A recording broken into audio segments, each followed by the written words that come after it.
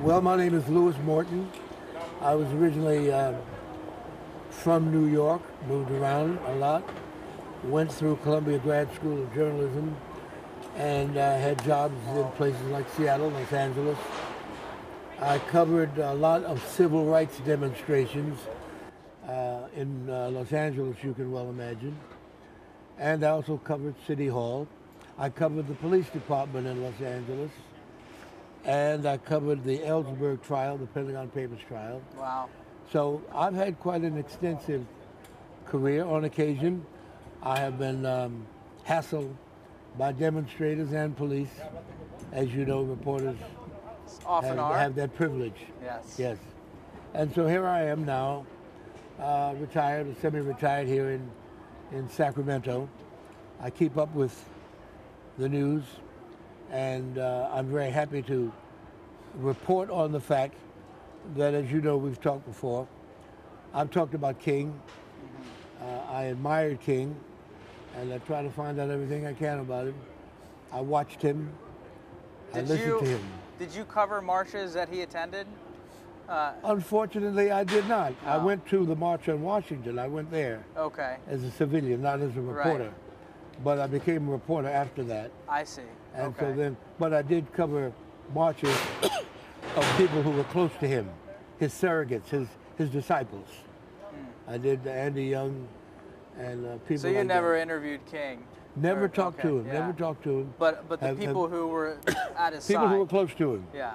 I talked to them, and it was almost like talking to them, talking to him, because I've never seen anyone that had a group of disciples, if you want to say that, excuse me, who all had his philosophy in mind when they were talking in his name. It's been 51 years since Dr. King was shot and died.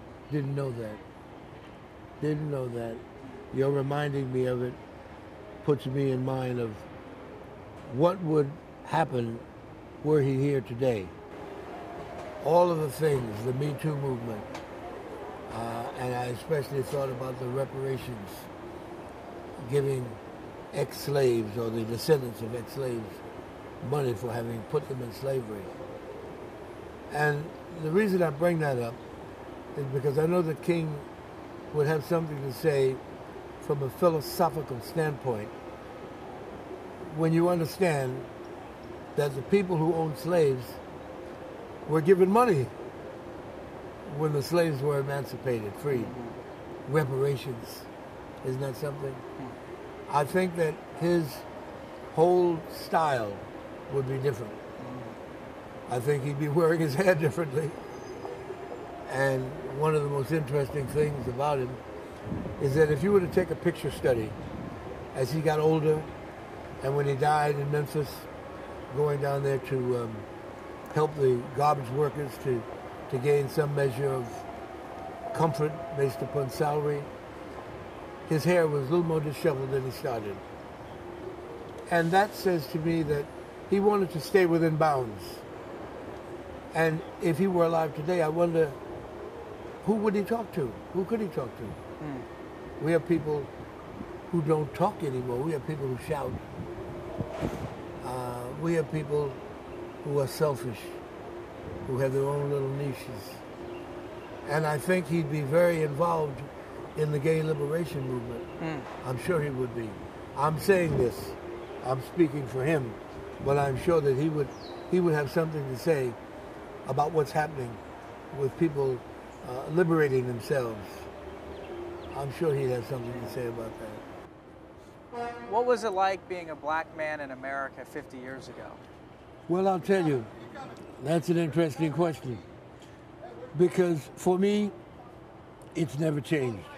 As you see me now, this is the way as a young man that I dressed. And I did so because it gave people an illusion about me when they saw me, white people. So I managed to get into places that some young people couldn't go into because of the way I dress, the way I speak. And so for me, it was difficult getting into some place where I'd be the only one, and then having to interpret looks, grunts, groans, and insults. I've been doing a lot of those, so have many of us. But I was always capable, I think, of giving back as good as I got. But never in a mean or violent way. I wanted people to know that I have words that I can use to bring you home. What did Dr. King fight for 50 years ago? 50 years ago, it was equality. That word equality runs through everything that he's done. Just give us a chance. Just give us a chance, and we will do what we need to do. But don't hold one arm behind our backs. That was kind of the way he looked at it, and he took it from there. And it was very easy to do because you would see all kinds of things. The only place that we probably had any equality was in sports. We had our own newspapers, our own radio stations, where the emphasis would be on things that we did. Right. They weren't always haranguing white people, but they were talking about people in the society in which we live, the black society, our accomplishments. And we've had a lot of people who've had accomplishments. One of the things that I rail against is the fact that we have so many people who are well educated, well versed in all subjects, and whenever television wants to put someone on the screen to tell the world about us, they get someone who's not very familiar with us, history, or how to tell the story. That's a kind way of putting it. What's changed since Dr. King's death? What's changed is that we are now grown, so to speak. We are now speaking out without people trying to say, don't say that because of this, don't do it this way. We're doing it our way. And I really love the way young people are doing things. I really do. They may not look like I'd want them to look or sound like I'd want them to sound, but they're getting results. They're getting results. Yeah. Because they're speaking out. Something that older people always wanted to muffle and try to do it another way. These young people are taking what they want. And sometimes it causes problems. Of all the things that Dr. King wanted, what haven't we got to? Well, I still think that if you look at history, we are still 3/5 of a man. We still haven't arrived at being a whole person. And now that we have a president who's trying to take us back, take and turn the clock back and turn history back, we're going to be having a more difficult time of it, but we're ready for the fight. And the interesting thing is that leave it to these young people, as I say. They're writing songs and singing songs about freedom and manhood, and I like it. And young people are going to school in droves, higher education. Young people finishing Harvard, Yale, University of California system, everywhere. And I like that. And they soon will be making their mark. This generation now, That's right. that's just coming up, you have hope for them for the future? I have great hope for them because they're angry.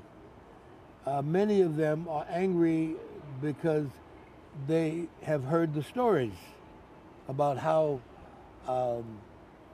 people of color, mostly African Americans, have been kept down. And these young people today, they don't know that much about history, but what they do know, they don't like. And so they're just doing their thing. I don't quite know what their thing is yet, but I do know it's about gaining respect as a person, and I like that. What does the death of Dr. King, what does that signal for you?